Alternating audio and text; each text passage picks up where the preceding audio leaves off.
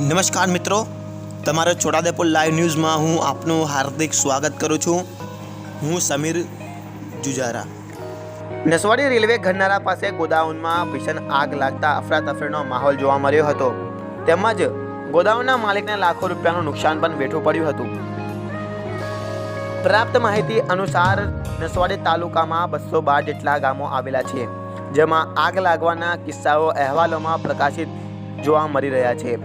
નસવાડી તાલુકા પંથકે fire ફાઇટરનો અભાવના કારણે આગ લાગતા લાખો રૂપિયાનું નુકસાન ગોડાઉનના માલિકને વેઠવું પડ્યું હતું।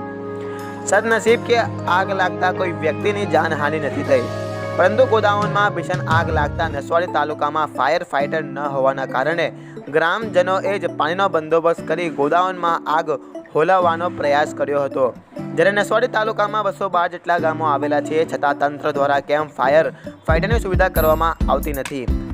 અગાઉ પણ મીડિયાઓમાં તેના અહેવાલો પ્રસારિત થઈ ચૂક્યા છે, છતાં તંત્ર દ્વારા કેમ ફાયર ફાઇટરની સુવિધા કરવામાં આવતી નથી।